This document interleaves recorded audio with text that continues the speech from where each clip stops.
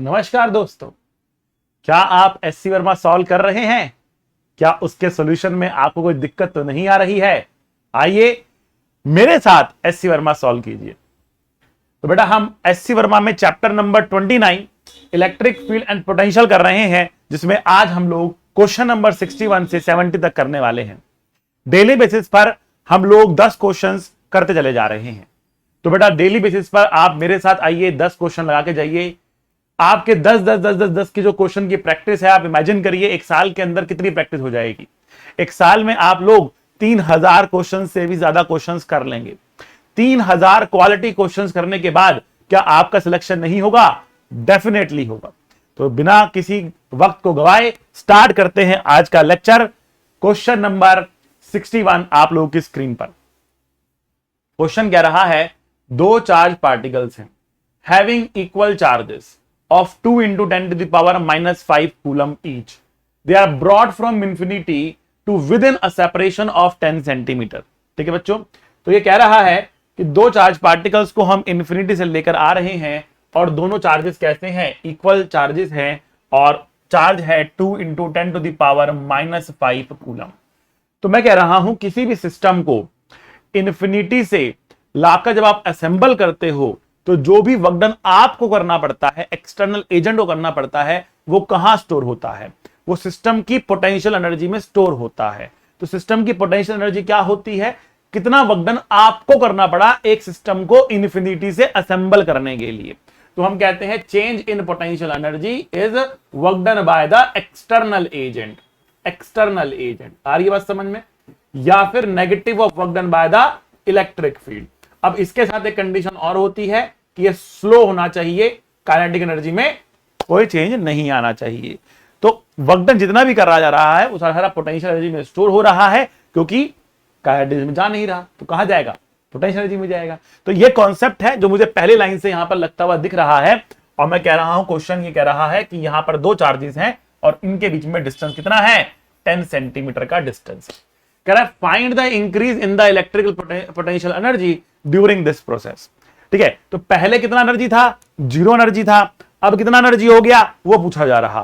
तो ये तो एक एक्स्ट्रा कॉन्सेप्ट है जो मैंने आपको बता दिया। मुझे क्वेश्चन की पहली लाइन पढ़ के लगा कि वो कहीं ना कहीं इस कॉन्सेप्ट के ऊपर जा रहा है, तो ये कॉन्सेप्ट आपको मालूम होना चाहिए। ये है आपकी सिद्धि और ये आपको मालूम होनी चाहिए। लेकिन हम कह रहे हैं यहां पर जो पोटेंशियल एनर्जी आ रही है वो कितनी आएगी? 2 into 10 to the power minus 5 coulomb ये रहा। 2 into 10 to the power minus 5 coulomb ये रहा। तो जो पोटेंशियल एनर्जी हो जाएगी उसका फॉर्मूला होता है K Q1 Q2 अपॉन में R होता है। तो K होता है 9 into 10 to the power 9, Q1 है आपके पास 2 into 10 to the power minus 5, Q2 भी इतना है तो उसको स्क्वायर कर दिया और R आपके पास है 10 सेंटीमीटर, तो 10/100 कर दिया। अब ये 10 ऊपर जा सकता है तो 2 का स्क्वायर 4, 4 को 9 से मल्टीप्लाई करेंगे बेटा 36 आएगा। 10 to the power 9 है, फिर -10 है और फिर +1 है। तो बेटा ये तो पूरा ही 0 हो गया, इसको हटा दो तो आंसर आ रहा 36 जूल के बराबर। मैं एक बार फटाफट बेटा एससी वर्मा निकालता हूं और चेक करते हैं इसका आंसर क्या दिया हुआ है एससी वर्मा ने। तो प्रश्न संख्या 61 36 जूल बिल्कुल सही आंसर है। हमारा आंसर मैच कर चुका है। चलते हैं अगले क्वेश्चन पर। आइए बच्चों, अगला क्वेश्चन बहुत गजब, बहुत बेमिसाल क्वेश्चन है बेटा। ये क्वेश्चन कह रहा है some equipotential surfaces are shown in the figure. तो पहले तो बात समझो, इक्वी पोटेंशियल क्या होता है? इक्वी पोटेंशियल क्या होता है? इक्वी पोटेंशियल होता है जहां पर पोटेंशियल सेम रहता है, पोटेंशियल इक्वल रहता है या पोटेंशियल सेम रहता है, वो होता है इक्वी पोटेंशियल। अच्छा जी, what can you say about the magnitude and direction of electric field? आप इलेक्ट्रिक फील्ड की मैग्नीट्यूड और डायरेक्शन के बारे में क्या कह सकते हैं? तो पहली बात समझना कि ये कैसे हैं? ये आपके स्ट्रेट प्लेन्स हैं। ये कैसे हैं? ये आपके स्ट्रेट प्लेन्स आपको मिल रहे हैं। ठीक है, तो इलेक्ट्रिक फील्ड जो होती है, इलेक्ट्रिक फील्ड जो होती है ये परपेंडिकुलर होती है। किसके परपेंडिकुलर होती है? इक्वी पोटेंशियल सरफेस के।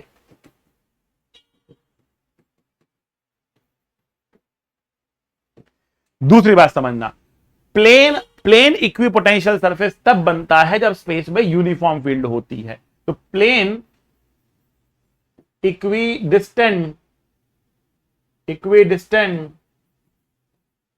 इसको ऐसे लिखते हैं, इक्विडिस्टेंट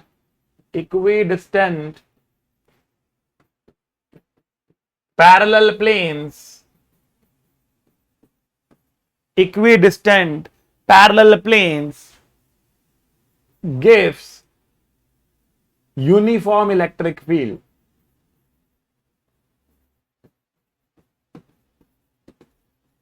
जब स्पेस में इलेक्ट्रिक फील्ड यूनिफॉर्म होता है तब जो इक्विपोटेंशियल सरफेस होता है वो कैसा होता है, पैरेलल प्लेन्स होते हैं जो कि इक्वी डिस्टेंस पे होते हैं।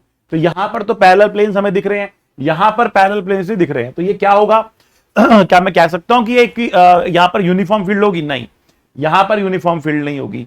तो क्या आप इन इक्विपोटेंशियल सरफेस को देखकर ये इमेजिन कर सकते हो कि जो कैसा चार्ज डिस्ट्रीब्यूशन यहां पर होगा? तो देखो यहां पर बात समझना, हमने कहा कि इलेक्ट्रिक फील्ड जो है इन सबके परपेंडिकुलर होने वाली है। तो परपेंडिकुलर होने का मतलब है इलेक्ट्रिक फील्ड लाइंस कुछ ऐसे जा रही होंगी। तो मुझे तो ये सारी की सारी लाइंस एक पॉइंट पर जाती हुई मिल रही हैं, इसका मतलब यहां पर एक चार्ज होना चाहिए। इसका मतलब जो ये आपको मिल रहा है ना इक्विपोटेंशियल सरफेसेस, इस तरीके से स्फेरिकल शेप में जो मिल रहे हैं आपको, ये एक पॉइंट चार्ज का इक्विपोटेंशियल सरफेस दिखाया हुआ। अब पूरा नहीं दिखाया हुआ, पूरा दिखाएंगे तो इस तरफ भी ऐसे ऐसे स्फीयर्स बन जाएंगे, ठीक है? तो कंफ्यूज नहीं होना है कि सर आधा ही दिखाया है, आधा क्यों दिखाया है इसने। अब उसने दिखाया इस पोर्शन का दिखाया बस, बट इसका मतलब क्या हुआ कि ये एक पॉइंट चार्ज का है, ठीक है? तो पहले उसकी बात करेंगे फिर इसकी बात कर लेते हैं। यहां पर आते हैं, यहां पर फील्ड कैसी है बेटा, समझना बात को, यहां पर फील्ड कैसी है? तो यहां पर जो फील्ड है वो इक्विपोटेंशियल सरफेस के परपेंडिकुलर होगी। तो अगर मैं इस वाले पॉइंट को पकड़ लेता हूं तो यहां से मैंने इस डायरेक्शन में एक जो है लाइन बना दी। अब ये होगी तो इस तरफ, लेकिन अभी मैंने एरो उस तरफ दिखा दिया है, लेकिन आपको ये बताना है कि भैया इस डायरेक्शन में फील्ड होगी कि इसके उल्टी डायरेक्शन में फील्ड होगी। फील्ड इस डायरेक्शन में होगी, क्या मैंने सही बनाया है एरो फील्ड के लिए, या मुझे उल्टा एरो बनाना चाहिए था? तो उसके लिए आपको एक बात याद करनी है, और वो बात क्या है बेटा? बात ये भी आप लोगों के लिए बहुत कमाल की सिद्धि है बेटा, इसको आपको याद रखना है। क्या याद करना है बेटा? बेटा जितना भी सिद्धि होती है ना, नीचे कमेंट बॉक्स में इकट्ठा करके लिख दिया करो बाकी बच्चों की भलाई के लिए, ठीक है ना? आपके उस पे आगे कमेंट पे आगे मैं लाइक करूंगा जरूर, ठीक है ना? जितनी भी सिद्धि होती है ना क्लब करके नीचे कमेंट बॉक्स में डाल दिया करो, ठीक है ना? कि सर आज की सिद्धियां ये थी, ठीक है? ओके, उससे क्या होगा ना बेटा, आपकी भी सिद्धि जो है जुड़ती चली जाएगी, आप भी आपकी सिद्धियां भी जो है जुड़ती चली जाएंगी। क्योंकि अब हम क्या कर रहे हैं यहाँ पर, हम यहाँ पर बेटा न्यूमेरिकल्स के जरिए कंसेप्ट समझने की कोशिश कर रहे हैं। मैं आपको थ्योरी थोड़ा पढ़ा रहा हूं अभी, मैं तो न्यूमेरिकल के जरिए आपको कॉन्सेप्ट सिखा रहा हूं, ठीक है ना? और जहां पर भी आपकी थ्योरी की मिसिंग होती है वहां पर मैं उसको फिल कर देता हूं, जो भी कॉन्सेप्ट आता है उसको हल्का सा ब्रीफ कर देता हूं। तो आप कॉन्सेप्ट भी लर्न कर रहे हो, आपका रिवीजन भी हो रहा है इसके अंदर, ठीक है ना? आप कॉन्सेप्ट भी लर्न कर रहे हो, आपका रिवीजन भी हो रहा है इसके अंदर, ठीक है ना? तो बहुत कमाल की सीरीज बन रही है आप लोगों के लिए। अभी मुझे बहुत सारे बच्चे कह रहे हैं कंटिन्यू करो कंटिन्यू करो कंटिन्यू करो, तो कंटिन्यू मैं कर ही रहा हूं। कोशिश तो मेरी ये है कि मैं पूरा पूरा इसको कंटिन्यू करूं। आज हम 70 तक तो पहुंच ही गए हैं, 5 क्वेश्चन और चैप्टर के अंदर बचे हैं और हमारा ये चैप्टर ही खत्म हो जाएगा। बड़े प्यार से निकल गया चैप्टर ना, मालूम भी नहीं पड़ रहा। खैर एनीवेज, सिद्धि दे रहा था मैं आपको, बातों में नहीं बहते, सिद्धि पे आते हैं। सिद्धि क्या कह रही है? सिद्धि यहां पे कह रही है कि भैया जिस डायरेक्शन में इलेक्ट्रिक फील्ड होता है उस डायरेक्शन में पोटेंशियल घटता है। इन the direction of electric field, in the direction of electric field potential decreases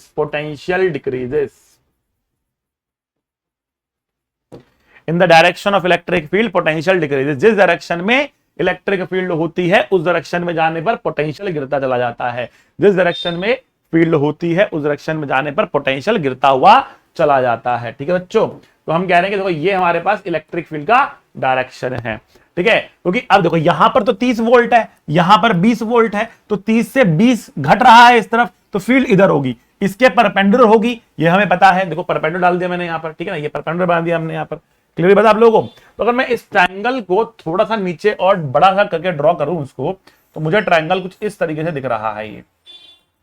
ये एंगल तो 30 डिग्री दिख रहा है मुझको, ठीक है ना? इस डायरेक्शन में कह रहा हूं कि इलेक्ट्रिक फील्ड है, ठीक है ना? और ये डिस्टेंस को दिख रहा है 10 सेंटीमीटर का, ये 10 सेंटीमीटर, ये 20 है, ये 30 है, 10 सेंटीमीटर हुआ ना ये। तो ये डिस्टेंस कितना हुआ? इलेक्ट्रिक फील्ड की डायरेक्शन में कितना डिस्टेंस हुआ? इलेक्ट्रिक फील्ड की डायरेक्शन में कितना डिस्टेंस हुआ, ठीक है ना? तो इलेक्ट्रिक फील्ड की डायरेक्शन में डिस्टेंस ट्रेवल किया गया होगा देखो ये 90 है ना, तो ये हाइपोटेन्यूज है, तो ये 10 cos 30 हो गया, ये 10 cos 30 हो गया। थीटा के साथ वाला cos थीटा होता है, और सामने वाला बिल्कुल सही, सामने वाला sin थीटा होता है। तो भैया ये आ गया 10 sin 30, ठीक है। तो इलेक्ट्रिक फील्ड की डायरेक्शन में जो डिस्टेंस ट्रैवल हो रहा 10 sin 30 मतलब 5 सेंटीमीटर हो रहा, sin 30 होता है 1/2, तो काटेंगे तो ये 5 सेंटीमीटर आ गया। तो हम कह रहे हैं इस डायरेक्शन में जाने पर 5 सेंटीमीटर डिस्टेंस ट्रेवल करने पर पोटेंशियल जो है वो 30 वोल्ट से 20 वोल्ट हो गया। मतलब जो चेंज इन पोटेंशियल आ रहा है वो आ रहा है 30 वोल्ट माइनस 20 वोल्ट। यहां पर 30 वोल्ट है, यहां पर 20 वोल्ट है, ठीक है ना। इस ट्रायंगल को मैंने यहां पर मैं आपको दिखा देता हूं, इस ट्रायंगल को मैंने यहां पर इस तरीके से लिखा है, ठीक है ना। आई बात समझ में आपको। तो मैंने बोला कि जो चेंज इन पोटेंशियल है वो है 10 वोल्ट का, वो है 10 वोल्ट का। अब यूनिफॉर्म फील्ड के लिए फॉर यूनिफॉर्म फील्ड, बेटा ये भी सिद्धि है आपकी, याद रखना। सिद्धि दे रहा हूं एक और, बहुत सारी सिद्धियां यूज हो रही हैं इसके अंदर। सिद्धि क्या है? For uniform field, for uniform field. Uniform field के लिए क्या होता है? For uniform field. Uniform field के लिए क्या कह सकते हो आप? For uniform field potential difference, potential difference क्या होता है? E इंटू डी होता है। सिंपल सी बात। मैं इसका मैग्नीट्यूड लिख रहा हूं कि पोटेंशियल डिफरेंस का जो मैग्नीट्यूड होता है वो E इंटू डी होता है। वैसे तो आप माइनस E इंटू डी लिखोगे अगर आप इलेक्ट्रिक फील्ड की डायरेक्शन में जा रही हो तो, ठीक है ना। पर मैं तो मैग्नीट्यूड निकाल रहा हूं, समझेंगे, मैग्नीट्यूड निकाल रहा हूं पोटेंशियल का। मुझे पता ही है कि यहां ज्यादा यहां पे कम है, डायरेक्शन मैंने निकाल ही ली ऑलरेडी, तो मुझे जरूरत नहीं है उसकी। तो E मुझे निकालना है, तो डेल्टा भी कितना है मेरे पास? डेल्टा भी 10 वोल्ट है। E कितना है निकालना है, और D कितना है मेरे पास? 5 सेंटीमीटर। इलेक्ट्रिक फील्ड की डायरेक्शन में कितना चला? 5 सेंटीमीटर चला। ये D है अलोंग E। ये D क्या है? ये D है अलोंग E है, ये अलोंग E है ये, ठीक है ना। तो ये आगे हमारे पास E मल्टीप्लाई बाय D, और D अलोंग E हमारे पास है 5 सेंटीमीटर, ना कि 10 सेंटीमीटर। ध्यान रखना इस बात को। तो हमने 100 से यहां पर डिवाइड कर ताकि इसको मीटर में चल रहे हम लोग। तो ये 5 से बेटा 2 हो गया। इसका मतलब E का वैल्यू कितना है बेटा? 200 आ गया न्यूटन पर कूलम, 200 न्यूटन पर कूलम आ गया। आई बात समझ में? पहले इसको मैच कर लेते हैं। 62 बिल्कुल सही जवाब बेटा, 200 वोल्ट पर मीटर। 200 जो है वो वोल्ट पर मीटर भी बोल सकते हो आप यहां पर इसको, या न्यूटन पर कूलम भी बोल सकते हो, तो एक ही बात है, ठीक है बच्चों। तो अब ये कह रहा है, आगे बोल रहा है making an angle 120 degree with the x axis. तो आप बात समझना, कितना एंगल बना रहा है ये? तो बेटा ये तो 30 है और ये 90 है, जोड़ो इतना हो गया, कितना एंगल हो गया? 120 डिग्री हो गया ना। यही बात वो कह रहा है कि 120 डिग्री पर रहेगा, 120 डिग्री पर रहेगा। तो इसने डायरेक्शन को भी क्लियर कर दिया यहां पर। अब इसकी बात करते हैं। अब देखो ये कह रहा है भाई कितना पोटेंशियल होगा ये बताना है, कितना कितना कितना कितना क्या होगा फील्ड होगा ये बताना है। अच्छा अब देखो यहां से आगे आने पर पोटेंशियल घट रहा है ना, तो फील्ड होगी रेडियली आउटवर्ड, ऐसे इस तरीके से आपको फील्ड मिलने वाली है, इस तरीके से आपको फील्ड मिलने वाली है, ठीक है। बट फील्ड होगी कितनी? फील्ड होगी कितनी? तो मैंने बोला कि एक काम करते हैं, यहां पर 10 सेंटीमीटर दूर मेरे पास 60 वोल्ट है, 10 सेंटीमीटर दूर मेरे पास कितना है? 60 वोल्ट। तो एक काम करते हैं, हम लिखते हैं पोटेंशियल। एक पॉइंट चार्ज का पोटेंशियल होता है के क्यू अपॉन में आर, के क्यू अपॉन में आर होता है। और जो फील्ड होती है, बेटा वो होती है के क्यू अपॉन में आर स्क्वायर होती है। तो पोटेंशियल है के क्यू अपॉन में आर, फील्ड है के क्यू अपॉन में आर स्क्वायर। अगर मैं दोनों को डिवाइड कर दूं तो मुझे क्या मिलेगा? मुझे मिलेगा फील्ड अपॉन में पोटेंशियल। तो देखो के क्यू अपॉन में आर तो पोटेंशियल ही होगा ना एक तरीके से, तो फील्ड अपॉन पोटेंशियल काट दो, 1/r बच रहा है, 1/r बच रहा है, ठीक है। तो फील्ड में एक पॉइंट चार्ज के लिए बोल सकता हूं V/r। बेटा कोई जर्नल रिजल्ट नहीं जो आपको याद करना है, no, this is not a general result जो हर किसी लिए वैलिड होगा।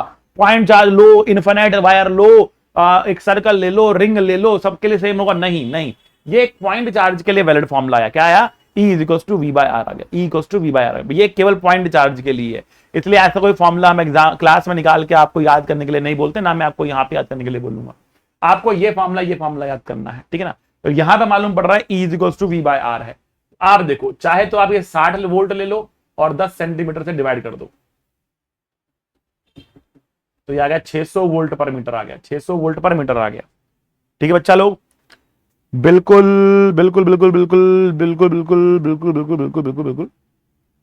इसने बोला E की वैल्यू है आपके पास 6/r स्क्वायर। देखो अब इसने ये कहा कि भैया देखो बात समझना, इसने ये कहा कि आप फील्ड की वैल्यू बताओ। अब फील्ड तो अलग अलग पॉइंट पे अलग अलग होगी, ये पॉइंट चार्ज है ना, यहां पे अलग होगी, यहां पे अलग होगी, यहां पे अलग होगी। मैंने तो 10 सेंटीमीटर में निकाला है, कितना निकाला? 600। यहां पर अलग आएगा, यहां पर अलग आएगा, अलग पॉइंट पर अलग आने वाला है। तो अब कैसे मालूम पड़े कि भैया फील्ड की वैल्यू है कितनी? तो हम एक काम करेंगे, हम अगले पन्ने पे आता हूं। देखो इस डायग्राम को याद रखना, आप मैं बनाना पड़ेगा डायग्राम, आपको याद नहीं रहेगा। 10 सेंटीमीटर दूर 60 वोल्ट है, इतना ही काफी है मेरे लिए, इतना ही काफी है मेरे लिए। तो मैंने बोला कि 60 वोल्ट इज इक्वल टू के क्यू अपॉन में आर। आर कितना है? 10 सेंटीमीटर। ठीक है, तो के क्यू की वैल्यू कितनी हो गई? के क्यू की वैल्यू कितनी हो गई? 60 इंटू 10/100। ठीक है ना, ये सब कट गया। ठीक है, तो 6 आ गई किसकी वैल्यू? के क्यू की वैल्यू। के क्यू मुझे 6 मिल गया। ठीक है, अब ये तो फिक्स्ड ही है ना, जितना हमारी डिस्टेंस लो ये तो फिक्स्ड ही है ना। तो हमने बोला इलेक्ट्रिक फील्ड क्या होगी? इलेक्ट्रिक फील्ड होगी के क्यू बाय आर स्क्वायर। के क्यू बाय आर स्क्वायर हो जाएगी, के क्यू बाय आर स्क्वायर हो जाएगी।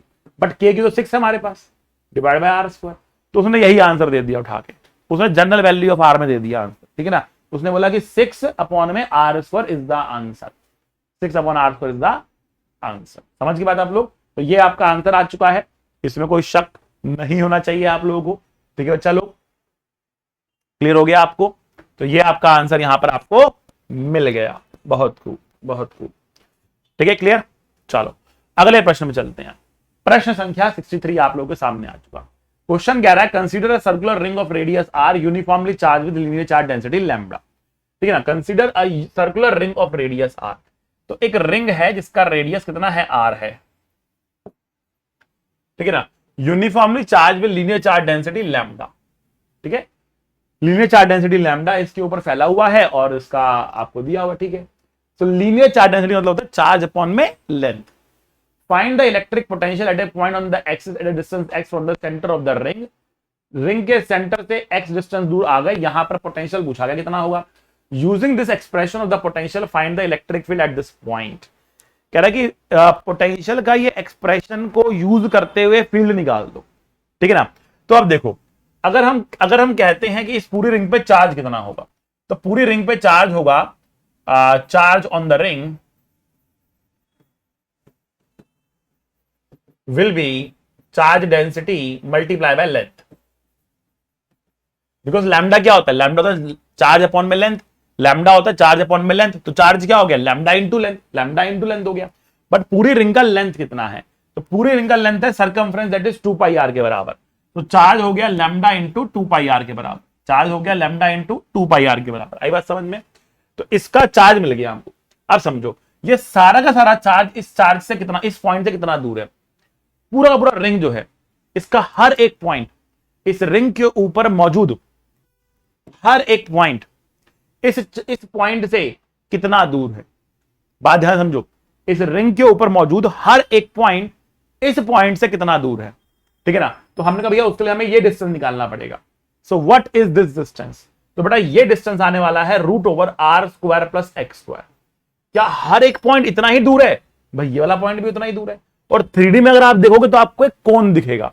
3D में अगर आप देखोगे तो आपको एक कोन दिखेगा, और कोन में अगर आप इस पॉइंट का हर एक पॉइंट से डिस्टेंस देखोगे तो बराबर है। तो हर एक छोटे से छोटा चार्ज जो है वो बराबर ही कंट्रीब्यूशन यहां पर दे रहा है पोटेंशियल के अंदर, क्योंकि उसकी दूरी इस पॉइंट से बराबर ही है। तो सारा का सारा चार्ज अगर सेम ही डिस्टेंस पे रखा है, ठीक है ना, पोटेंशियल को तो डिस्टेंस से मतलब है, डायरेक्शन को मतलब ही नहीं है। अरे देखो, वहां रखा कि वहां रखा कि वहां रखा, उससे मतलब नहीं है। आप एक चार्ज को यहां रखो कि यहां रखो कि यहां रखो, उससे मतलब नहीं है। इस पॉइंट पे बराबर पोटेंशियल पैदा करेगा अगर अगर अगर दूरी बराबर है तो अब इन सब की दूरी इस पॉइंट से बराबर है, तो इससे सारे सारे बराबर पोटेंशियल पैदा करेंगे। और जो नेट पोटेंशियल यहां पर आपको मिलेगा वो के टोटल चार्ज कितना है? Lambda into 2 pi R divide by distance. Distance कितना है आपके पास? √r² plus x², √r² plus x²। तो पोटेंशियल हमें मिल चुका है k into lambda into 2 pi R divide by √r² plus x²। ये हमारे पास v की वैल्यू आ चुकी है।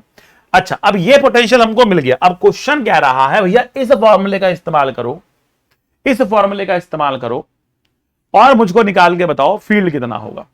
ठीक है, तो फील्ड क्या होता है बात समझना। फील्ड होता है -dv/dr। फील्ड होता है -dv/dr। क्या होता है field? Minus DV by D R, तो आपको इसका डिफरेंशिएशन करना पड़ेगा। बट लेकिन यहां पर आर नहीं लेना हमको, हमें एक्स लेना है। वाई एक्स क्यों लेना है? आर तो भैया रेडियस है ना, ये तो फिक्स ही है। चेंज क्या कर रहे हैं इस लाइन के ऊपर? एक्स को चेंज कर रहे हैं। तो वेरिएबल इज एक्स।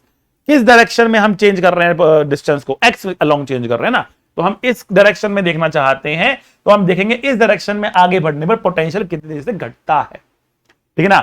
पोटेंशियल के घटने का रेट ही जो होता है उसी को हम क्या कह रहे हैं? ई कह रहे हैं। Rate is not a right word, gradient is the right word here.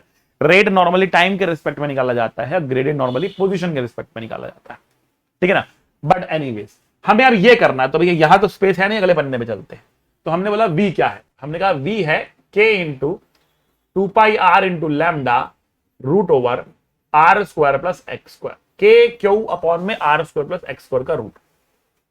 ठीक, अब जब हम इसको डिफरेंशिएट करेंगे x के रिस्पेक्ट में, क्या r वेरिएबल है यहां पर? नहीं, r तो रेडियस है, फिक्स्ड है वो तो। r तो रेडियस ऑफ द रिंग है, वो तो चेंज होने का नहीं। ठीक है ना? तो ये सब कांस्टेंट है जो ऊपर है। तो जब हम निकालेंगे dv बाई डी आर, ठीक है, एक माइनस लगा देते हैं इसके आगे, बिकॉज फील्ड होती है minus dv by D R, तो इट इज माइनस, सब कांस्टेंट बाहर निकल जाएगा, k इंटू 2πr लैम्डा सब बाहर निकल जाएगा। d बाई डी एक्स निकालना है, सॉरी हमको यहाँ पर d बाई डी एक्स निकालना है। मैं बार बार डी आर लिख देता हूँ, habitual of writing D R here. तो ये है R square plus x square की पावर माइनस 1/2। नीचे था रूट, तो मैं ऊपर ले गया इसको -1/2 ताकि मैं इसको डिफरेंशिएट कर सकूं। तो भैया यहां पे लगेगा चेन रूल, पहले पावर का डिफरेंशिएशन करेंगे, फिर जो अंदर ब्रैकेट में लगाया उसका डिफरेंशिएशन करेंगे। ठीक है? तो हमने कहा कि क्या हो गया, माइनस के इंटू 2πr इंटू लैम्डा, इसको डिफरेंशिएट करते हैं तो -1/2 आगे आ जाएगा, R square plus x square की पावर -1/2 -1 हो जाएगा। मल्टीप्लाई करेंगे जो ब्रैकेट में है उसके डिफरेंशिएशन से। आर स्क्वायर तो कांस्टेंट है, एक्स स्क्वायर का डिफरेंशिएशन 2x होता है, एक्स स्क्वायर का डिफरेंशिएशन 2x होता है।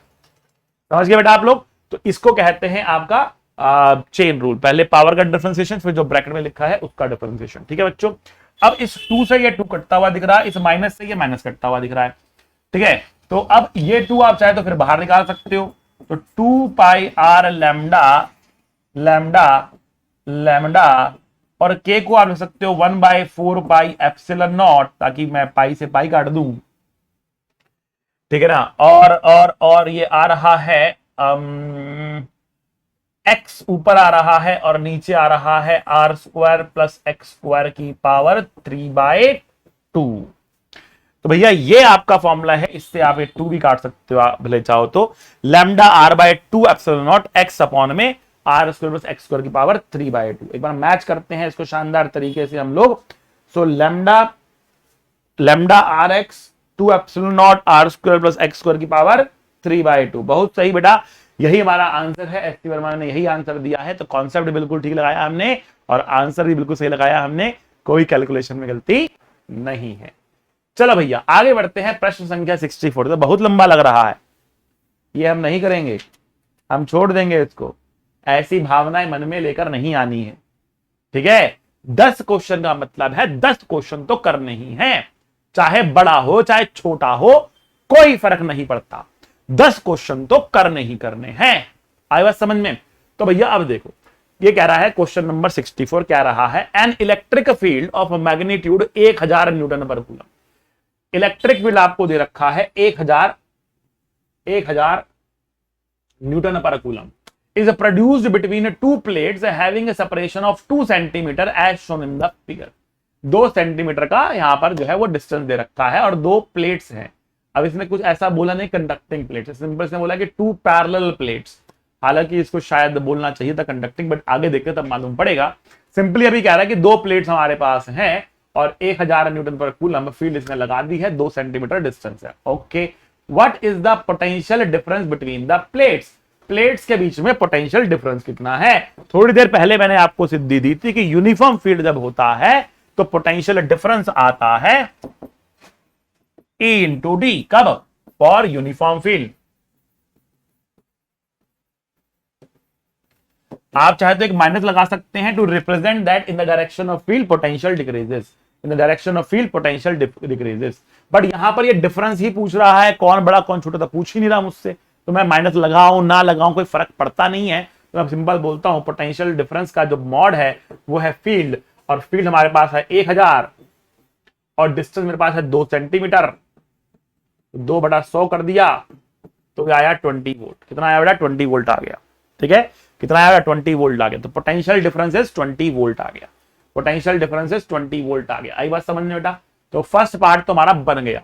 अगला पार्ट देखते हैं। With what minimum speed should an electron be projected from the lower plate in the direction of the field so that it may reach the upper plate. ओहो, question कह रहा है देखो भैया, यहां से हम एक इलेक्ट्रॉन को ऊपर फेंकना चाहते हैं, नेगेटिव ई चार्ज है उसका, ऊपर फेंकना चाहते हैं, वो यहां तक पहुंच जाए, वो यहां तक पहुंच जाए, उसके लिए कम से कम कितना रफ्तार उसको देना चाहिए। तो इस क्वेश्चन को करने के आपके पास 2 तरीके हैं। बेहतरीन क्वेश्चन है, करने के आपके पास 2 तरीके हैं। एक तरीका है एनर्जी से, जो छोटा सिंपल एक्यूट तरीका है, और दूसरा तरीका है कि आप फोर्स लिखें, एक्सेलरेशन लिखें, इक्वेशन ऑफ मोशन लगाएं। लेकिन मुझे पता है बहुत सारे बच्चों को इक्वेशन ऑफ मोशन से बहुत होता है लगाव, प्यार होता है उससे, इक्वेशन ऑफ मोशन से, ठीक है ना, और वो चाहे और वो उन लोग कितना ही समझाओ कि भैया एनर्जी से भी कर सकते हो इस क्वेश्चन को, लेकिन वो जाते इक्वेशन ऑफ मोशन पर ही।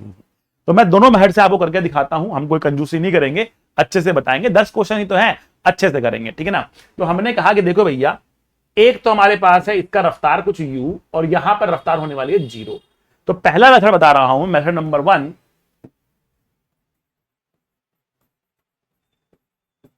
इसलिए कहता हूं बेटा कि अगर आपका क्वेश्चन बन भी जाए ना तो भी एक बार आके सॉल्यूशन देख लो, हो सकता है कि मैं आपको कोई और तरीका भी बता दूं जिससे आपका और अच्छे से आंसर निकल जाए। एक सेकंड बेटा।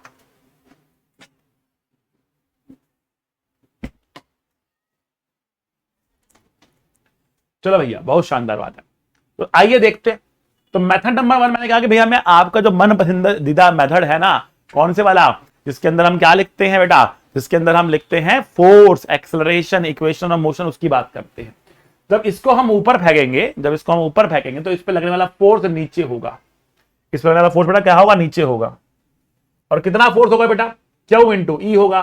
तो Q इंटू ई फोर्स हो गया।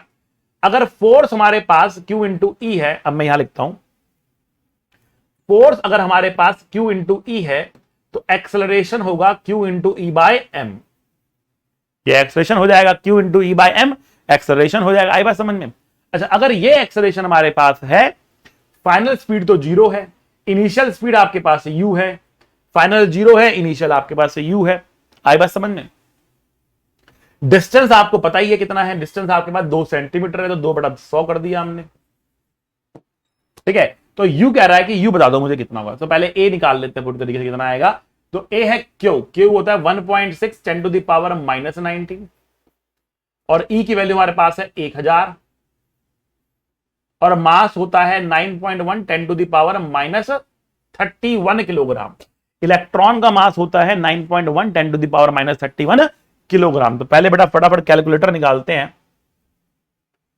और वैल्यू निकाल लेते हैं अपनी इसकी। तो भैया ये है 1.6 डिवाइड बाय 9.1 जो कि है 0.175 10⁻, यहां पर बेटा मेरे पास 31 आ रहा है, -19 आ रहा है और +3 आ रहा है, तो ये आ गया 15। तो खतरनाक एक्सेलरेशन है, खतरनाक एक्सेलरेशन है, बहुत जबरदस्त एक्सेलरेशन हमको यहां पर देखने के लिए मिल रही है। बहुत अच्छी बात है। अब हम लगाते हैं यहां पर v² = u² + 2as, देखते हैं क्या आता है। तो v² = u² -2, रिटार्ड करेगा, नीचे फोर्स है, a है हमारे पास 0.175 10⁻+15 और s हमारे पास है 2/100। ठीक है, तो हमने कहा भैया यहां पर u² की जो वैल्यू है पहले वो निकाल लेते हैं हम लोग। वापस से एक बार कैलकुलेटर निकालते हैं जल्दी से हम लोग। अरे सब कुछ तो बता।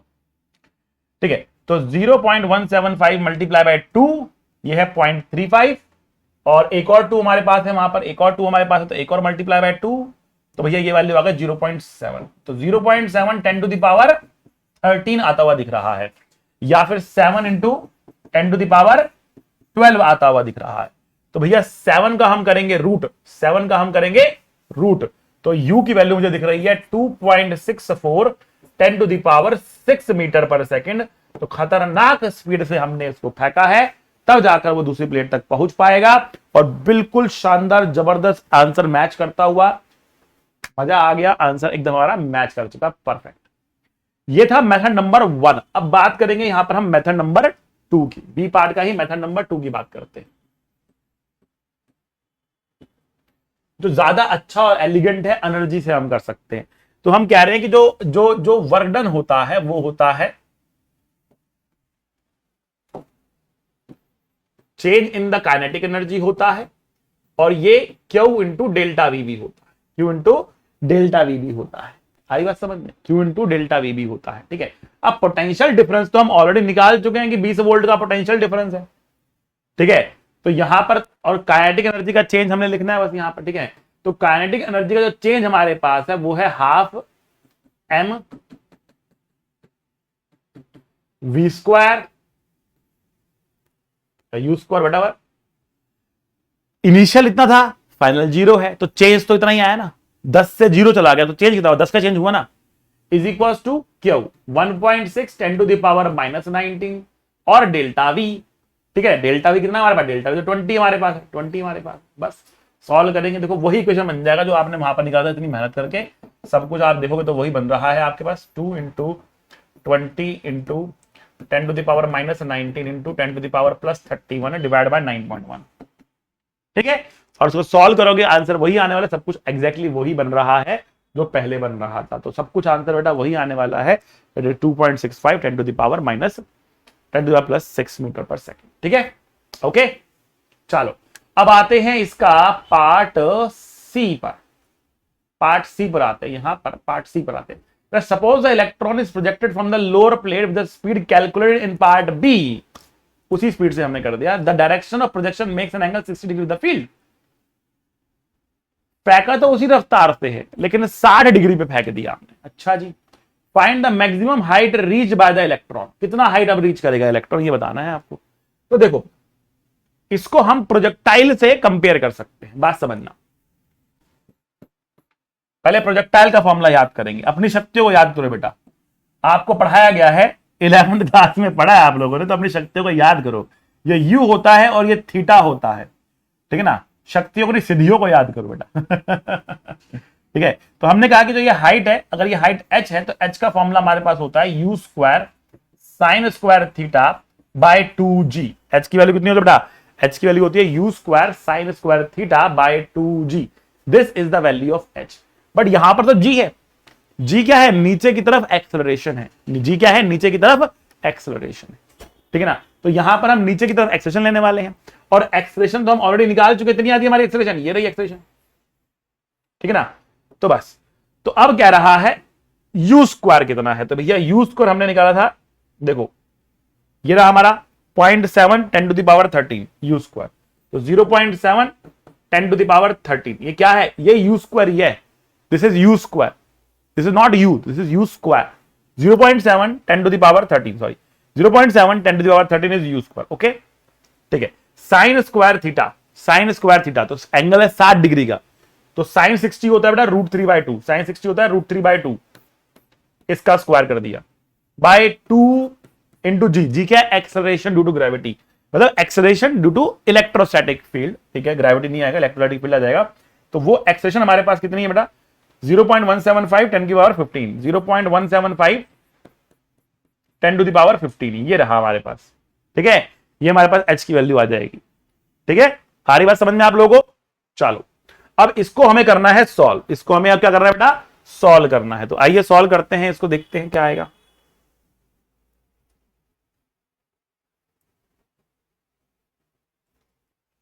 तो 0.7 multiply by 3 divide by 4 divide by 2 divide by 0.175, ठीक है। तो ये आ रहा है 1.5, ये आ रहा है 1.5, ठीक है। तो पहले तो देखो 1.5 मैच कर रहा नहीं कर रहा, इसके बाद ही आगे करे, सारी मेहनत हम कर दें, मालूम ये मैच नहीं कर रहा। अरे कौन सा क्वेश्चन नंबर था, 64 का सी, 0.5 आ रहा है। रुको एक बारी, 0.7 multiply by 3 divide by 4 divide by 2। इस बार कुछ और आ गया। अच्छा, डिवाइड बाय 2 के बाद डिवाइड बाय 0.175 तो रह गया, तो आ तो 1.5 रहा है ये। sin 60 होता है √3/2, ये भी सही है। 3 लिया यहां पर, ये भी ठीक है। यू स्क्वायर पुट किया था, ये भी ठीक है। और एक जी तो रह ही गया हमारा 2। अच्छा, जी की जगह वो डाला है हमने, ठीक है, एक्सलेशन डाला ना हमने। एक्सलेशन तो नीचे की तरफ उतनी ही आने वाली, चाहे कुछ भी हो जाए। 0.175 10⁻15 ही आने वाली है, इसमें कोई दो राय है नहीं। अच्छा sorry, 60 degree with the field है। देखो, छोटी छोटी बातें अगर हम इग्नोर कर दें तो क्या होता है। 60 डिग्री विद द फील्ड, ठीक है ना। तो अगर 60 डिग्री विद द फील्ड है तो भैया यहां से हॉरिजॉन्टल से जो है वो तो एंगल कितना हुआ, 30 रह गया ना। हमारे फॉर्मूले के अंदर यहां पर जो एंगल थीटा होता है वो हमने हॉरिजॉन्टल से लिया है। क्वेश्चन ने वर्टिकल से 60 दिया, तो हमें यहां पे 30 डालना था। तो 30 का मतलब है sin 30 होता है 1/2। तो बेटा यहां पे हम डालेंगे 1/2, ठीक है। तो ये आ जाएगा 0.5, 1.5 डिवाइड बाय 3 करेंगे तो 0.5 आ जाएगा, ठीक है। अब पावर देख लेते हैं। तो 10 की पावर बेटा 13 आ रही है यहां पर, और -15 आ रही है यहां पर। 13 आ रही है और -15 आ रही है, तो ये बिल्कुल सही आ रहा है हमारा आंसर। 0.5 10⁻2 मीटर या फिर 0.5 सेंटीमीटर। तो बिल्कुल सही हमारा आंसर, परफेक्ट मैच हो रहा है, परफेक्ट मैच हो रहा है। तो छोटी छोटी बातों पर ध्यान देना है, बिल्कुल भी छोटी बातों को गलत नहीं करना है, ठीक है ना। देखो, how to trace your error, मैं कैसे ट्रेस किया मैंने अपने एरर को, ये भी आप समझो। मेरा आंसर मैच नहीं किया, पहले मैंने कैलकुलेशन चेक करी, क्या मैंने कैलकुलेशन सही करी है। द आंसर इज मैंने कैलकुलेशन सही करी है। फिर मैंने चेक किया मैंने वैल्यू सही डाली है, वैल्यूज भी सही डाली है यार। इसका मतलब मेरे क्वेश्चन के इंटरप्रिटेशन में गलती है। Let's read the question again. तो मैं I went back to the question and read the question. यार मैं कर तो सब कुछ सही रहा हूं, क्योंकि क्वेश्चन गलत नहीं पढ़ रहा हूं। तो I went back to the question, अरे यार 60 डिग्री विद द फील्ड था, ठीक है ना। सो इसका मतलब यहां पर मेरे को करेक्शन कर, ठीक है ना। तो इस तरीके से आप अपने एरर को ट्रेस बैक भी कर सकते हो कि how where I made a mistake, right, where I made a mistake. तो क्वेश्चन नंबर 65 पर आते हैं बेटा। अरे भैया ये भी बहुत लंबा क्वेश्चन है, ये भी बहुत लंबा क्वेश्चन है, बट कोई नहीं, मेहनत से हम डरते नहीं है, मेहनत करेंगे पूरी और अपने आंसर को निकाल लेंगे, अपने आंसर को निकाल लेंगे, ठीक है। चलो ओके, सो क्वेश्चन नंबर 65 कह रहा है अ यूनिफॉर्म फील्ड ऑफ इतना exist in space in x direction. तो यहां बनाते हैं पहले। इलेक्ट्रिक फील्ड है हमारे पास कितना, 2 न्यूटन पर कूलम के बराबर, ठीक है ना। और एक्स डायरेक्शन में ये एग्जिस्ट करती है। Taking the potential at the origin to be zero, origin पर पोटेंशियल जो है वो जीरो है बेटा। Write an expression for the potential at a general point X Y Z. X Y Z पर पोटेंशियल लिख देना है आपको, जनरल पोटेंशियल लिख देना है आपको, ठीक है। यूनिफॉर्म फील्ड है और जनरल पोटेंशियल लिखना है एक्स वाई जेड पर। तो बात समझना, वाई और जेड पर तो पोटेंशियल डिपेंड ही नहीं करेगा, वाई और जेड पर तो पोटेंशियल डिपेंड ही नहीं करेगा, केवल एक्स पर ही पोटेंशियल डिपेंड करने वाला है, केवल और केवल एक्स पर ही पोटेंशियल डिपेंड करने वाला। अब फील्ड क्योंकि एक्स एक्सिस के अलोंग है, ओरिजिन पर जीरो है, आगे बढ़ने में पोटेंशियल घटेगा, जीरो से भी कम हो जाएगा, मतलब नेगेटिव हो जाएगा। तो पहली बात तो यहां पर जाने के बाद पोटेंशियल होने वाला है नेगेटिव। तो मैं यहां पर कोई भी एक पॉइंट ए बोल देता हूं, तो या एक्स बोल देता हूं पॉइंट को मैं, तो potential at x minus potential at origin, that means potential का डिफरेंस जो है वो कितना होगा, माइनस नेगेटिव होगा, क्योंकि इलेक्ट्रिक फील्ड की डायरेक्शन में जा रहे हैं। ई इंटू कितना गए, एक्स गए, ई इंटू एक्स, सिंपल सी बात।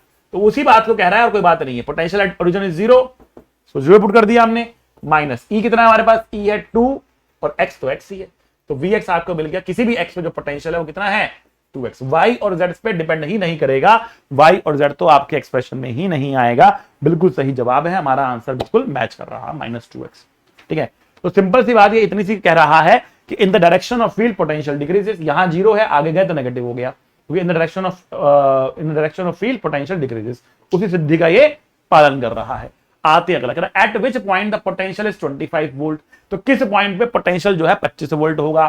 तो कुछ नहीं करना, आपको पोटेंशियल को डाल देना है। आपने लिखा है Vx बराबर -2x है, ठीक है ना। आपको Vx को 25 डाल देना है, -2x है, x की वैल्यू आ रही है -25/2, -12.5 मीटर आ रहा। बिल्कुल सही जवाब। तो -12 नेगेटिव मतलब पीछे की तरफ आना पड़ेगा आपको। अब फील्ड इस तरफ है, आपको इस तरफ जाना पड़ेगा ताकि पोटेंशियल राइज करे। तो 0 से 25 जाने के लिए आपको इस तरफ जाना पड़ेगा, मतलब -12.5 सेंटीमीटर पर आपको पहुंचना पड़ेगा।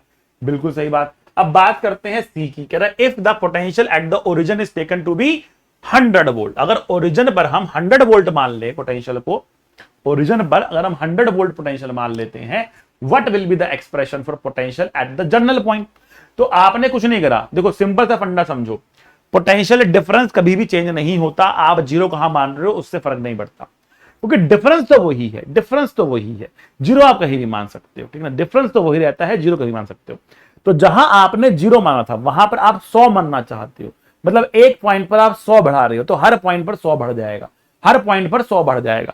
तो पहले किसी भी एक्स पर जो पोटेंशियल था, पहले किसी भी एक्स पर जो पोटेंशियल था वो था -2x। अब इसमें 100 आप जोड़ दें, इसमें 100 आप जोड़ दें, हर एक पॉइंट पर 100 ऐड हो रहा है, हर एक पॉइंट पर 100 ऐड हो रहा है। तो यहां पर भी 100 ऐड हो गया, तो -2x + 100 हो गया ये, ठीक है। सो ये हमारा रिजल्ट आ गया है, -2x + 100। बिल्कुल सही, यही हमारा आंसर है। तो बिल्कुल सिंपल सा क्वेश्चन है, कुछ ज्यादा है नहीं, बस फंडामेंटल क्वेश्चन है ये।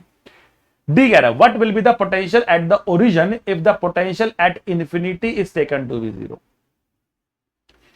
कह रहा है कि अगर इंफिनिटी पर पोटेंशियल को हम 0 मान ले तो ओरिजिन पर पोटेंशियल कितना होगा।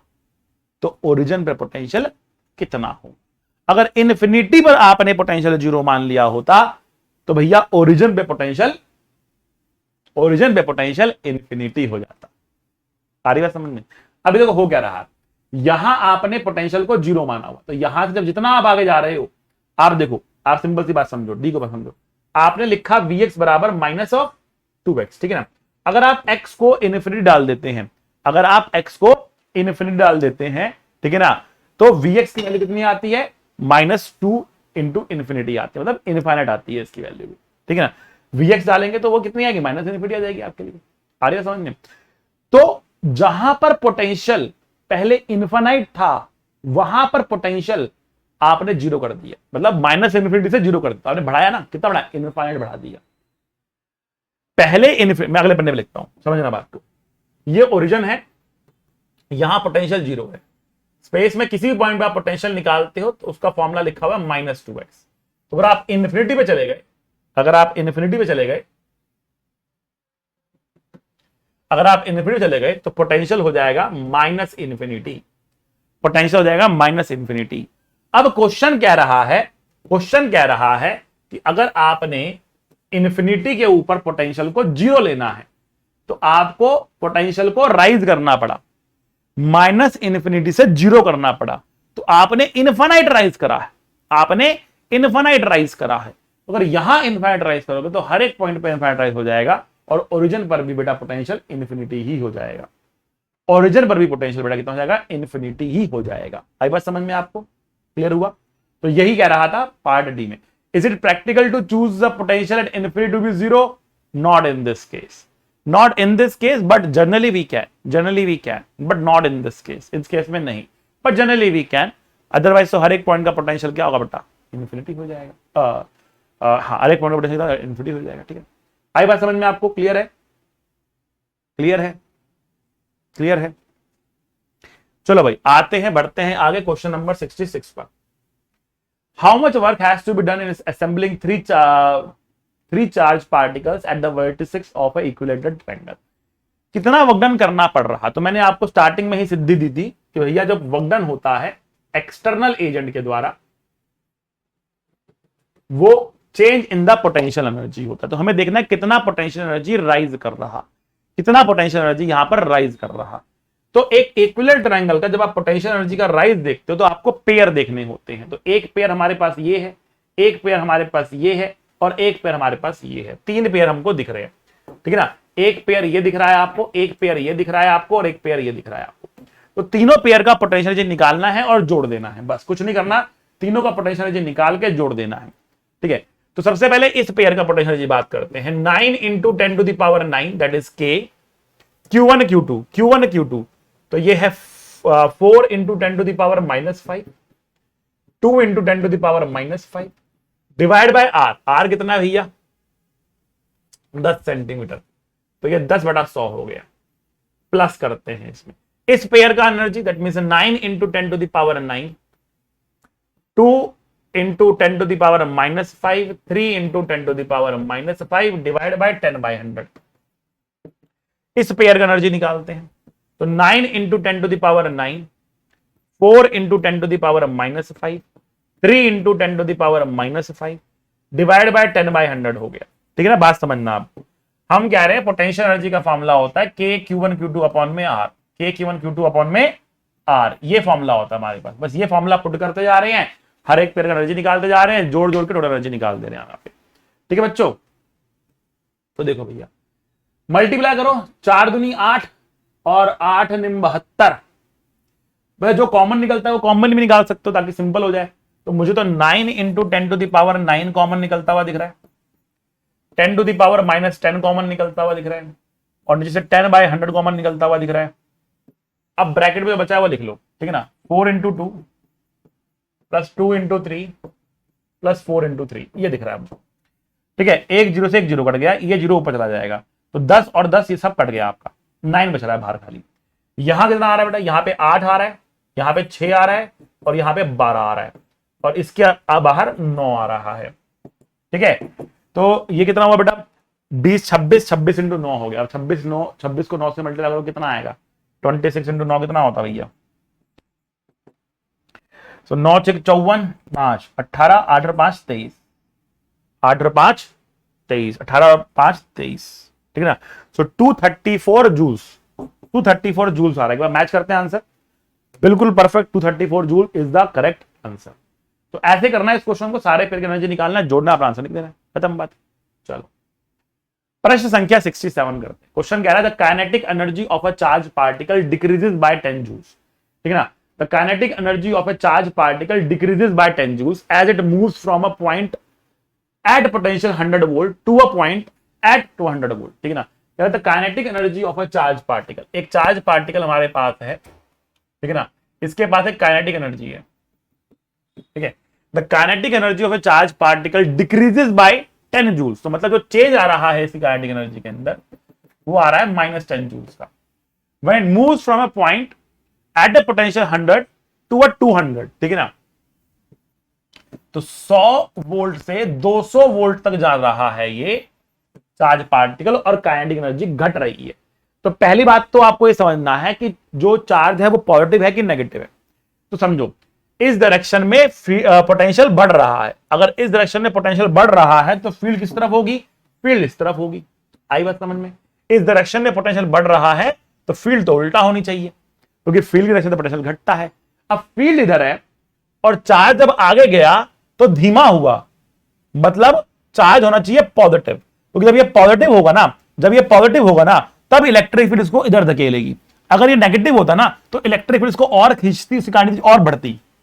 ठीक है, तो अभी क्या है, इलेक्ट्रिक फील्ड इस डायरेक्शन में है, चार्ज इधर फेंक दिया आपने, इलेक्ट्रिक फील्ड इधर फोर्स लगा रही है, तो ये धीमा होगा, तो ये धीमा होगा, काइनेटिक घट जाएगी। ठीक है ना, अब देखो जो चेंज इन काइनेटिक एनर्जी होता है ये वक्डन के बराबर होता है, और ये Q इंटू डेल्टा V होता है। सिंपल सी बात है, अभी बताई थी आपको, सिद्धि है, याद करना है इसको। Change in kinetic energy is work done equal to Q into delta V होता है, सिंपल सी बात। तो यहां पर Q कितना है, Q है delta KE divide by delta V, खत्म बात। डेल्टा KE आपका 10 है, और डेल्टा V कितना है हमारे पास, डेल्टा V कितना है 100 है हमारे पास। 100 से 200 हो गए तो 100 हो गया आपके पास, सिंपल सी बात। ठीक है ना, अच्छा अब यहां पर चार्ज इस फॉर्मूले से नहीं देखना आपने, ठीक है ना, चार्ज इस फॉर्मूले से नहीं देखना आपने। क्लियर हो रही बात आपको, चार्ज इस फॉर्मूले से देखने की आपको कोई जरूरत नहीं है। ठीक है, क्योंकि अगर आपको चार्ज फॉर्मूले से देखना पड़ेगा तो यहां पर आप किस फील्ड की बात कर रहे हो, यहां पर आप बात कर रहे हो इलेक्ट्रिक फील्ड के वर्कडन की, हमारे वर्कडन की बात नहीं कर रहे हो, इलेक्ट्रिक फील्ड के वर्कडन की बात कर रहे हो। तो आपको वर्कडन जब भी आप इलेक्ट्रिक फील्ड का लोगे तो आपको नेगेटिव लिखना पड़ जाएगा, नेगेटिव लिखना पड़ जाएगा, तो आपको यहां पर नेगेटिव लगाना पड़ जाएगा। तो आप यहां पर नेगेटिव लगाओगे तो वो नेगेटिव नेगेटिव अल्टीमेटली पॉजिटिव बनेगा ना, आगे ना। चेंज इन काइनेटिक कितना है बेटा, चेंज इन काइनेटिक -10 है, -10 लिखो। बट मैं आपको जबरदस्ती कंफ्यूज नहीं करना चाह रहा था यहां पर, ठीक है, इसलिए मैंने कहा कि आपने साइन पहले यहां से जज कर लिया कौन सा है, बाकी यहां पर साइन देखने की जरूरत ही नहीं है, क्योंकि मैथमेटिकली ज्यादा करोगे कंफ्यूज ज्यादा होगे, गलतियां करने के चांसेस ज्यादा है। फिजिकली करो टेंशन ही नहीं है, टेंशन ही नहीं है। ठीक है ना, अब जो ये फॉर्मूला है ना, इसको आप देखो ऐसा लिख सकते हो, work done by external agent,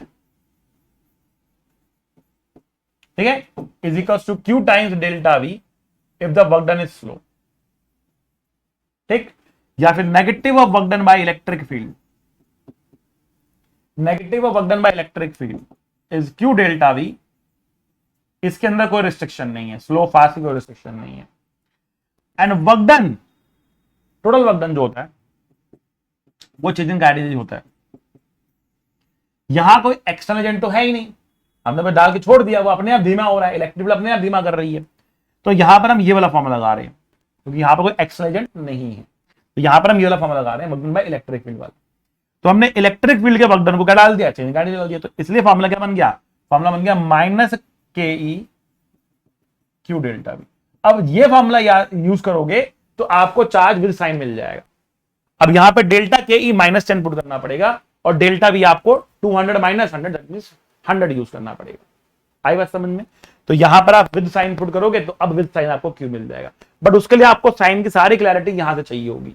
या फिर दूसरा तरीका क्या है, आपने लॉजिकली सोच लिया भाई चार्ज तो पॉजिटिव होने वाला है, अब भाड़ में गया साइन, हम सीधा वैल्यू पुट करते हैं, अपना आंसर निकालते। कितना आ रहा है आंसर, 0.1 कूलम आ रहा है, 0.1 कूलम आ रहा है। बिल्कुल सही जवाब, 67 क्वेश्चन भी हमारा बन चुका है। आते हैं आगे अगले प्रश्न की तरफ, अगले प्रश्न की तरफ। तो क्वेश्चन है, two identical particles each having a charge of इतना एंड मास ऑफ इतना are kept at a separation of इतना एंड देन रिलीज। तो दो चार्ज पार्टिकल रखे गए हैं, ये चार्ज पार्टिकल आपके पास है 2 × 10⁻⁻4 और ये भी है 2 × 10⁻⁻4। इसका मास है बेटा 10 ग्राम, इसका मास बेटा है 10 ग्राम, ठीक है ना। रेस्ट पर है और फिर छोड़ दिया इनको, they are placed at a separation of 10 centimetre, 10 centimetre separation में रखे गए हैं, फिर छोड़ दिया इसको। What would be the speeds of the particle when the separation becomes large. छोड़ने पर अब ये दूर दूर जाएंगे, छोड़ने पर क्या होंगे बेटा, ये दूर दूर जाएंगे, छोड़ने पर क्या करेंगे बेटा, ये दूर दूर जाएंगे। And when they move away from each other, जब एक दूसरे से दूर दूर दूर दूर दूर दूर जा रहे हैं ये, so it is start gaining the kinetic energy, kinetic energy को गेन करना शुरू कर देगा। और जैसे जैसे काइनेटिक एनर्जी को गेन करना शुरू करेगा तो क्या रहा है कि जब इनका सेपरेशन बहुत ज्यादा हो जाएगा तो कितना काइनेटिक एनर्जी गेन कर लेगा। तो यहां पर हम लगाएंगे कंजर्वेशन ऑफ मैकेनिकल एनर्जी।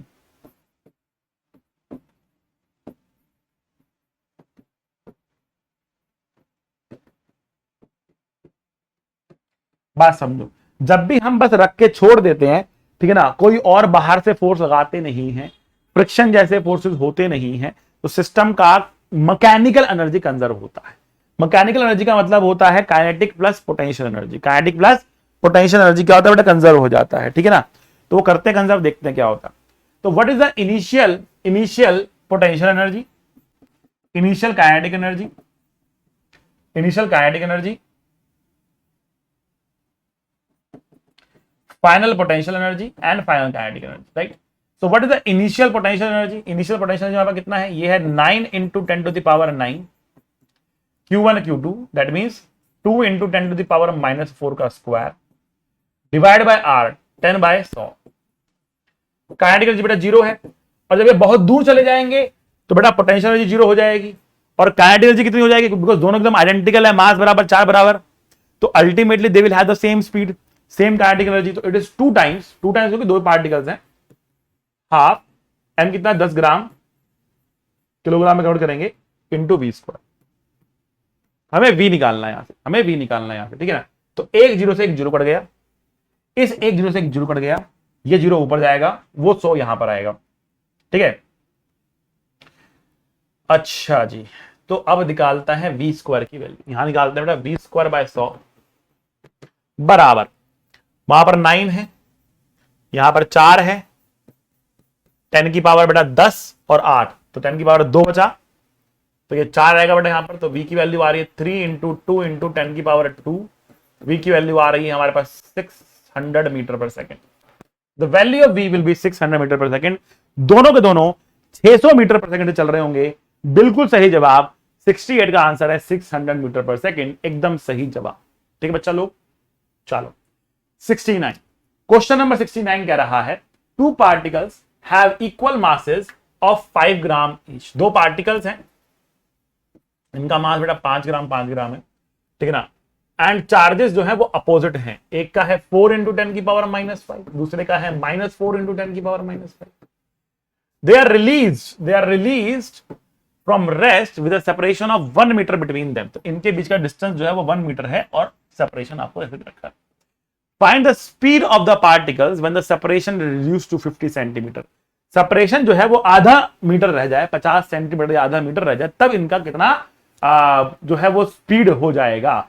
अब दोनों का मास बराबर है वापस से, तो दोनों का स्पीड तो होगा बराबर। वापस से आप कॉन्सेप्ट वही लगाने वाले हैं, एनर्जी कंजर्वेशन लगाने वाले हैं। तो आप लिखेंगे ui प्लस के ई आई uf माइनस के ई एफ प्लस ui कितना है बेटा, तो 9 into 10 to the power 9, 4 into 10 to the power -5 का स्क्वायर, नेगेटिव क्योंकि एक पॉजिटिव और एक नेगेटिव है, ठीक है ना। और r हमारे पास है 1 मीटर, ठीक है। काइनेटिक एनर्जी 0 है। फाइनल पोटेंशियल लिखते हैं -9 into 10 to the power 9, 4 into 10 to the power -5 का square divide by 1/2, divide by 1/2। और काइनेटिक एनर्जी हो गया हमारे पास 2 टाइम्स, क्योंकि 2 पार्टिकल्स हैं, हाफ m हमारे पास है 5 ग्राम, तो 5 बटा 1000 कर दिया हमने, इंटू v स्क्वायर, तो 2 से 2 कट गया, ठीक है बच्चों। इसको यहां पर लेकर आएंगे तो बेटा ये 2 और ये 1 सब बच के हमारे पास कितना बटेगा, हमारे पास 16, और 16 को 9 से मल्टीप्लाई करते हैं 144, 144 इंटू 10 टू द पावर -1 आ रहा है मेरे पास यहाँ पर, ठीक है। तो 2 तो हट ही गया, सब कुछ 16 और 9 आया, 10 आया और 9 था तो -1 बचा, उधर से 1000 भागता हुआ आएगा, उधर से 1000 भागता हुआ आएगा, तो बेटा ये 10 की पावर 2 हो जाएगा, डिवाइड बाय 5 हो जाएगा, ये डिवाइड बाय 5 हो जाएगा। तो ये मुझे दिख रहा है 2880 इज v स्क्वायर, तो v की जो वैल्यू होगी √288 सॉल्व कर लेते हैं फटाफट। उम्मीद करता हूं कोई कैलकुलेशन मिस्टेक नहीं करी होगी। तो 2880 का रूट 53.65 बिल्कुल सही आंसर है 54। मुझे गर्व है खुद पर, मैंने बिल्कुल सही कैलकुलेशन कर दिया। तो ये तरीका बेटा कंजर्वेशन और मैकेनिकल एनर्जी लगने वाला है इस क्वेश्चन के अंदर भी, बड़े आराम से क्वेश्चन बन जाएगा। आगे बढ़ते हैं अगले प्रश्न पर। आज की शाम का आखिरी प्रश्न ये है, a sample of HCl gas is placed in an electric field of इतना। इलेक्ट्रिक फील्ड कितना है हमारे पास, 2.5 10 to the power -4। The dipole moment of each HCl molecule is this, ठीक है ना। अ सैंपल ऑफ, ठीक है, इतना है आपके पास। डाइपोल मोमेंट दे रखा है आपको कितना, 3.4 10 to the power -30 coulomb metre, centimetre नहीं है बेटा, ये कूलम पर मीटर, कूलम मीटर है। Find the maximum torque that can act on a molecule. तो बेटा मैक्सिमम टॉर्क का फॉर्मूला पूछो आप, बताओ क्या होता है। तो टॉर्क होता है P क्रॉस, टॉर्क होता है P क्रॉस C। तो टॉर्क हो गया P into E into sine theta हो गया। अब मैक्सिमम की वैल्यू की बात करें तो थीटा की वैल्यू कितना लेंगे, 90 ले लेंगे, मतलब P इंटू E कह देंगे टॉर्क की मैक्सिमम वैल्यू, क्योंकि सैंपल है, बहुत सारे इसके अंदर डाइपोल्स हैं, बहुत सारे HCl मॉलिक्यूल है ना। HCl क्या होता है बेटा, H प्लस Cl माइनस होता है, अपने आप में क्या ये डाइपोल है। एक पॉजिटिव और नेगेटिव चार्ज पास पास रखे उसको डाइपोल कहते हैं। उनकी डाइपोल मूवमेंट आपको दे रखी है, हर एक डाइपोल की डाइपोल मूवमेंट होती है। तो जो टॉर्क है वो P इंटू E आपके पास मैक्सिमम आता है। तो कुछ नहीं, बस मल्टीप्लाई करना, आपका आंसर निकल जाएगा।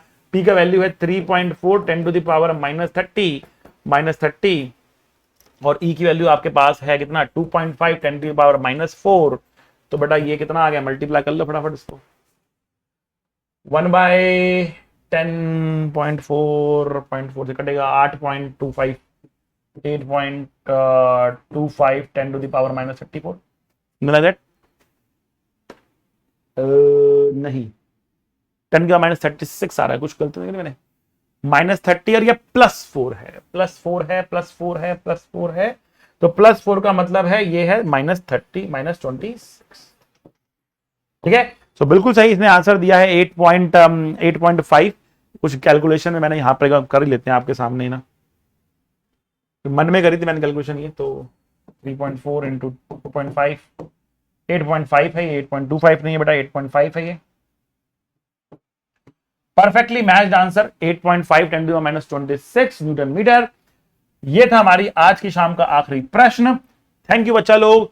इतना ही कहना चाहता हूं बेटा कि डेली बेसिस पर 10-10 क्वेश्चन भी अगर आप पढ़ते रहेंगे, ठीक है ना, और मेरे साथ ये क्वेश्चंस करते रहेंगे तो बहुत कुछ सीख जाएंगे बेटा। इस सीरीज से एक बहुत वैल्यू एडिशन आपके साथ होने वाला है। तो पढ़ते रहिए, मुस्कुराते रहिए, be a good human being.